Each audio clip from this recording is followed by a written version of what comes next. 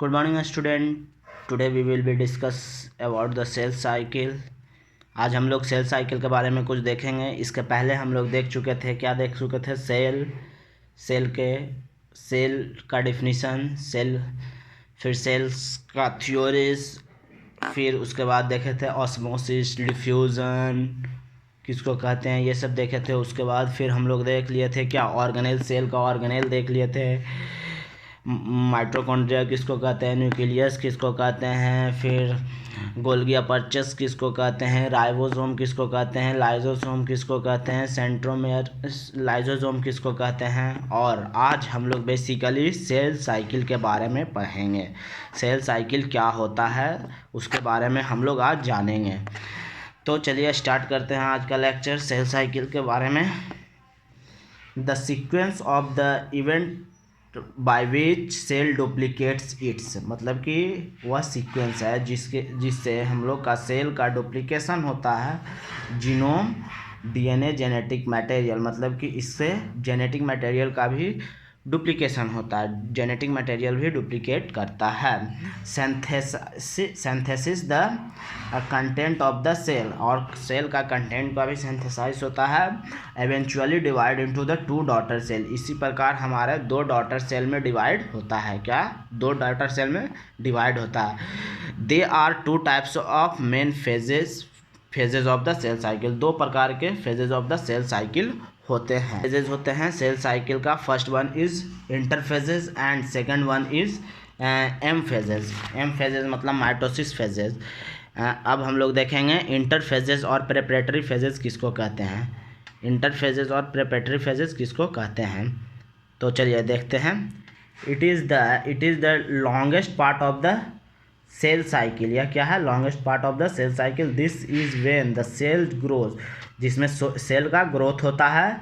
And copies of DNA, और copies of DNA होता है बिफोर मूविंग इट माइटोसिस।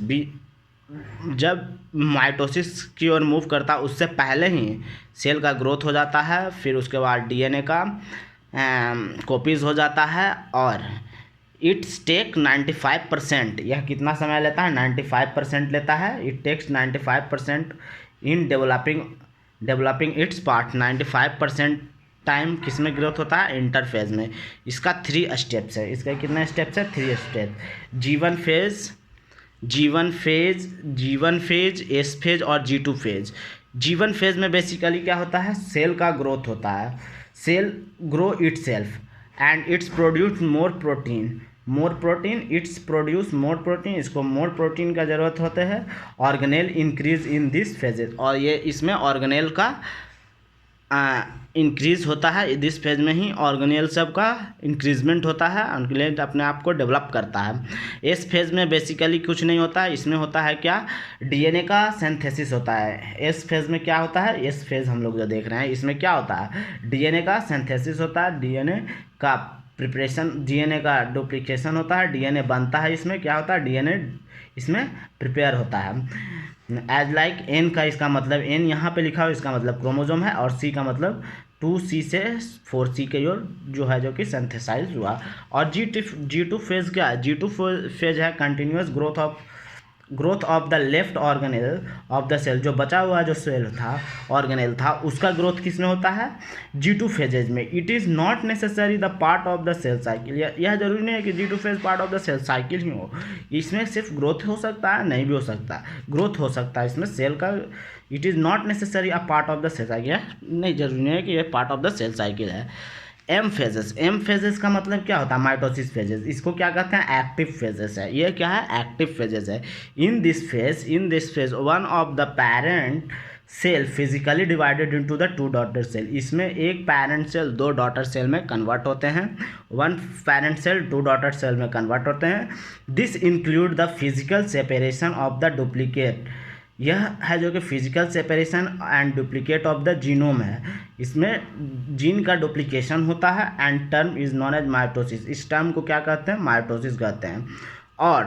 और क्या है? हाँ, the sequent separation of the cytoplasm by the process called cytokinesis, जो separation sequence separation of the cytoplasm, जिस प्रकार प्लाज्म का सेपरेशन होता है उस प्रोसेस को ही क्या कहते हैं, साइटोकाइनेसिस कहते हैं, साइटोकाइनेसिस कहते हैं। इस एम फेज में कितना समय लगता है, एम फेज होने में कितना समय, कितना percent, 5% total time taken of the cell division, मतलब कि जितना सेल डिवीजन में टाइम लगता है उसका 5% में ही माइटोसिस फेज का सेल डिवीजन हो जाता है, सेल साइकिल हो जाता है, सेल साइकिल हो जाता है, साइकिलिंग ऑफ सेल हो जाता है।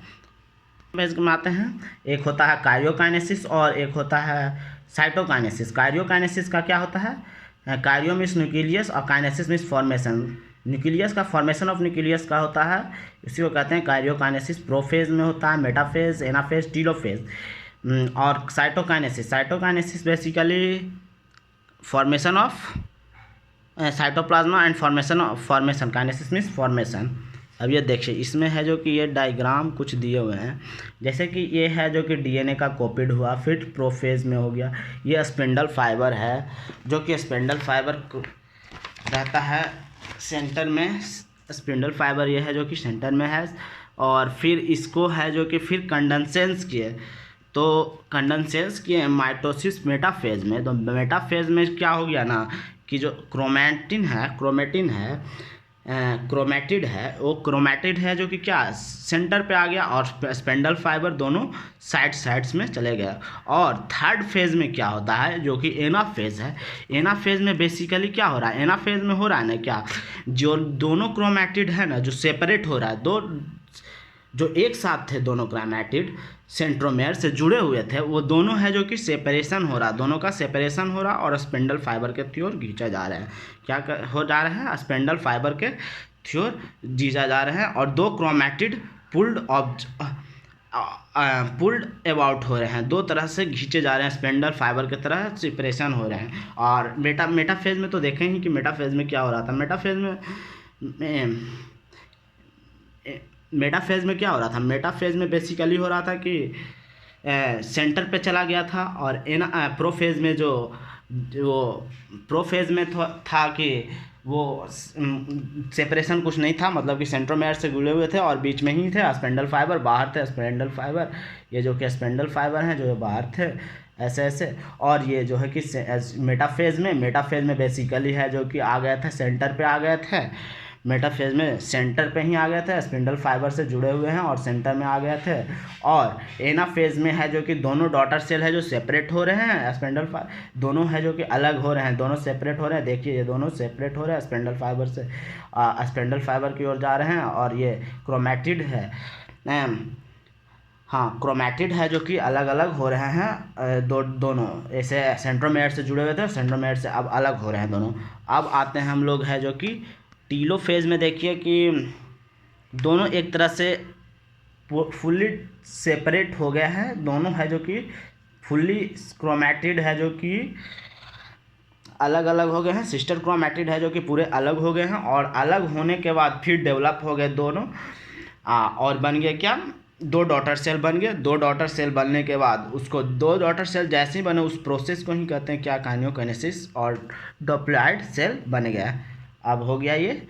अब जो हम लोग देखे हैं उसी को थोड़ा सा देख लेते हैं, एक्सप्लेन तौर पे देख लेते हैं कि क्या है प्रोफेज क्या है, initiation of condensation of chromosome है। कंडेंसेशन इनिशियली कंडेंसेशन हो रहा था, वो किस तरह से हो रहा था वो देखे थे हम लोग डायग्राम के थ्रू। फिर cell organelle discard and disappear, cell organelle discard और डिसअपेयर हो गए थे। फिर centromere begins to move towards opposite poles, और सेंट्रोमेयर अपोजिट पोल्स पे जाने लगे थे। मेटाफेज में क्या हुआ था, मेटाफेज में हुआ था क्या, मेटाफेज में क्या हुआ था, क्रोमोसोम कम्प्लीटली कंडेंसेंस हो गया था, और chromatin along with the centre of the cell, और क्रोमेटिड है जो कि सेंटर ऑफ द सेल पे चले गए थे, सेंटर ऑफ द सेल पे गए थे। इसमें हम लोग देखे थे कि एनाफेज में स्प्लिट हो गया था और दोनों है जो कि सेपरेट हो गए थे।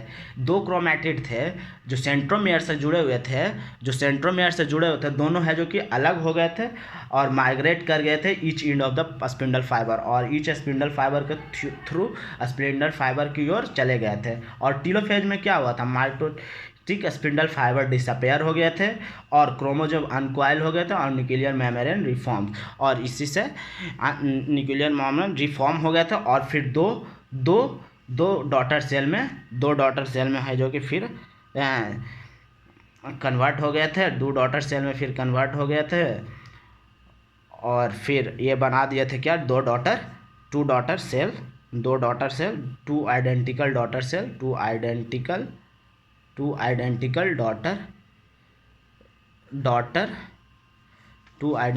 डॉटर सेल हो गए थे। चलिए आज के लिए इस वीडियो में इतना ही। हम लोग सेल साइकिल पढ़ लिए। सेल साइकिल में हम लोग बेसिकली क्या देखे सेल साइकिल में बेसिकली हम लोग देखे कि सेल किस तरह से डिवाइड हो रहा है, कितने फेज़ हैं, 2 फेज़ हम लोग देखें, इंटरफेज़ और मेटाफेज़, एम फेज़। इंटरफेज़ में है जो कि इंटरफेज़ में हम लोग का सेल हो रहा था क्या, मतलब कि इंटरफेज़ में हम लोग देखे कि इंटरफेज़ क्या था। इंटरफेस है जो कि लॉन्ग टाइम ले रहा था। इंटरफेज़ क्या कर रहा था, इंटरफेज़ था जो ये 95% समय ले रहा था, 95% समय ले रहा था। और एम फेज़ था जो 5% समय ले रहा था। सेल डिवीज़न का पूरा जो जितना देरी लगता था उसका 5% ले रहा था। और उसके बाद फिर क्या हुआ था, कार्योकाइनेसिस में आ गया था। 4 वो स्टेप्स आए थे। कार्योकाइनेसिस में क्या क्या हुआ था, फिर कार्योकाइनेसिस में बेसिकली हुआ था कि प्रोफेज़, मेटाफेज़, एनाफेज़ और टीलोफेज़। प्रोफेज़ में स्पिंडल फाइबर एक साथ थे, प्रोफेज़ में एक साथ थे, फिर मेटाफेज़ में तो सेंट्रोमेयर के बीच में चले गए थे, सेंटर